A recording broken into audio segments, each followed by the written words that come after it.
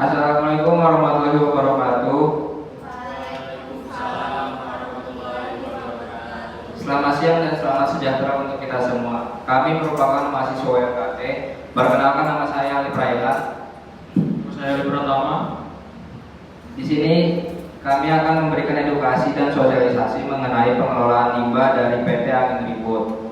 Nah, limbah industri yang tidak dikelola dengan baik dapat mencemari lingkungan dan berdampak pada kesehatan masyarakat.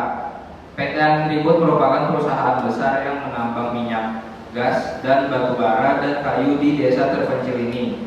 Aktivitas perusahaan ini menghasilkan limbah yang mencemari tanah, air, dan udara. Ini menyebabkan kerusakan lingkungan dan kesehatan pada masyarakat di sini.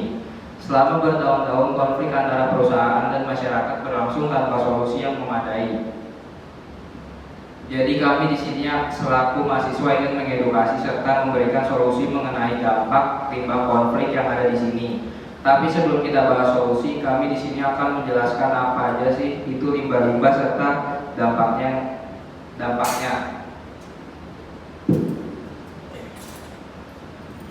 Jadi di sini saya akan menjelaskan tentang dampak limbah. Perlu Bapak Ibu ketahui, limbah terbagi menjadi tiga. Yang pertama adalah limbah cair, yang kedua limbah padat, dan yang terakhir limbah gas. Limbah cair yang dihasilkan PT Angin Ribut mencemari sumber daya air seperti air sungai, danau, dan juga mata air. Adapun zat-zat kimia berbahaya yang ditimbulkan dari limbah cair seperti minyak, logam, dan juga bahan organik yang tidak terurai dapat membahayakan ekosistem air akibat air tidak layak konsumsi dan juga tidak digunakan oleh masyarakat. Dampak langsung yang dialami oleh masyarakat yaitu yang pertama ada diare, keracunan, hingga juga penyakit kulit yang diderita oleh masyarakat yang terpapar. Dan yang kedua,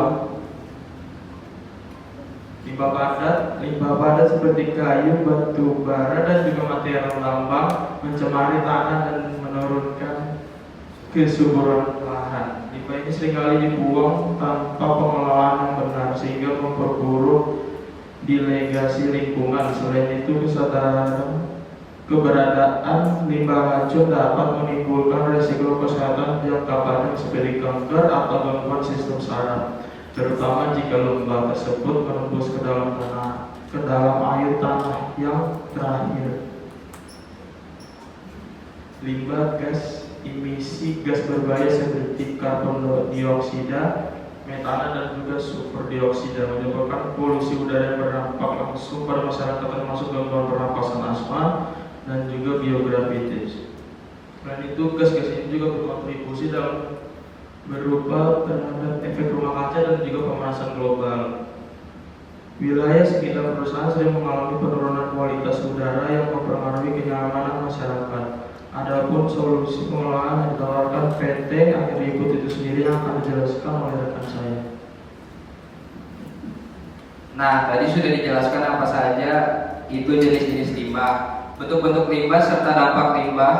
Setelah kita mengetahui itu, kita akan mencarikan solusi di mana di sini kami akan memberikan beberapa solusi yang dapat diadaptasi oleh perusahaan PT Angin Ribut dan masyarakat yang ada di sini. Yang pertama mengenai solusi pengelolaan limbah, ini terbagi menjadi tiga: limbah cair, limbah padat, dan limbah gas.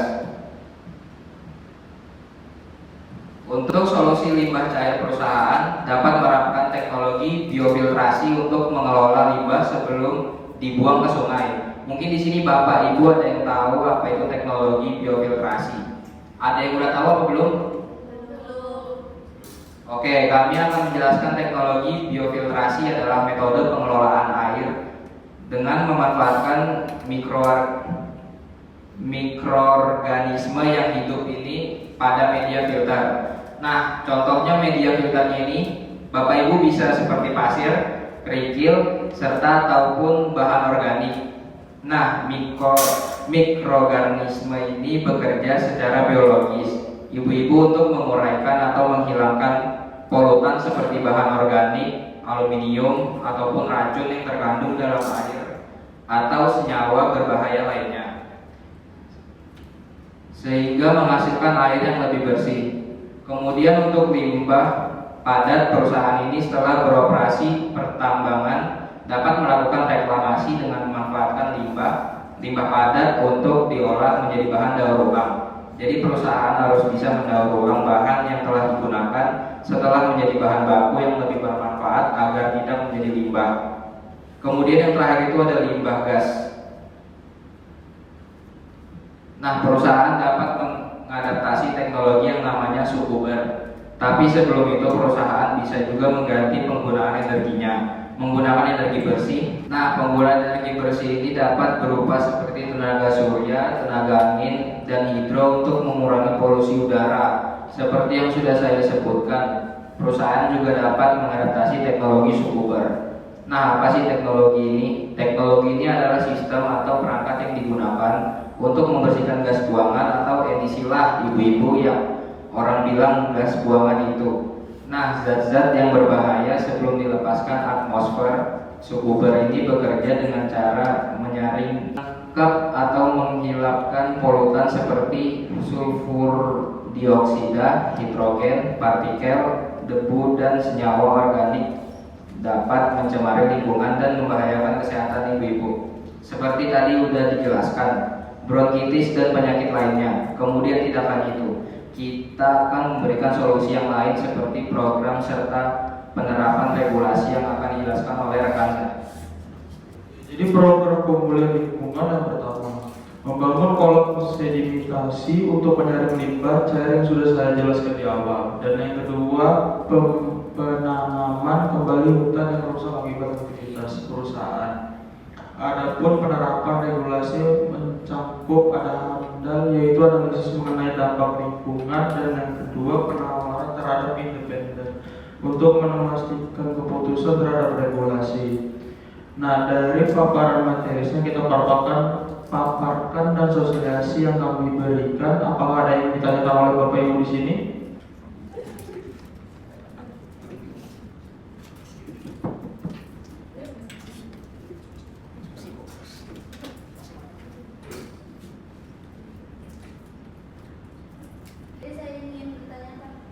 Boleh, silakan. Bagaimana cara menghadapi perusahaan yang tidak bertanggung jawab dengan limbahnya, sedangkan masyarakat sekitar perusahaan tersebut terkena dampak limbah perusahaan tersebut? Apakah perusahaan tersebut bisa terkena sanksi?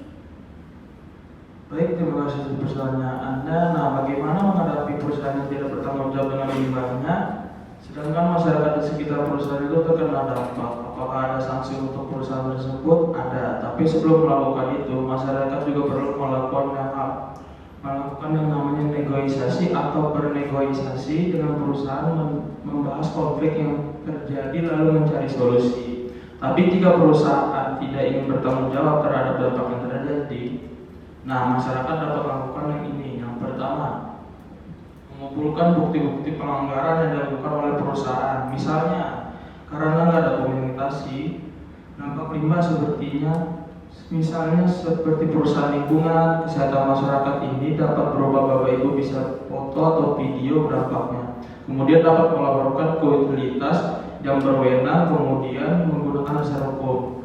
Nah, pada Undang-Undang Nomor 32 Tahun 2009 tentang Perlindungan dan Pengelolaan Lingkungan Hidup, perusahaan dapat dikenakan sanksi administrasi.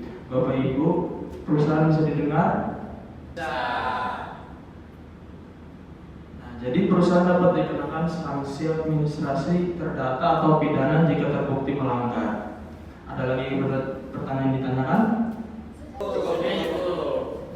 Jadi PT Angin Ribut kesimpulan pada hari ini, PT Angin Ribut perlu mencari upaya untuk mencegah dampak buruk pencemaran lingkungan. Solusi yang kami usulkan mencakup teknologi biofiltrasi, lembah cari, reklamasi yang pemanfaatan hingga lembah padat, serta penggunaan energi yang bersih untuk mengurangi limbah gas. Sekian dari edukasi kami dan rekan saya, kurang lebihnya kami mohon maaf. Wassalamualaikum warahmatullahi wabarakatuh.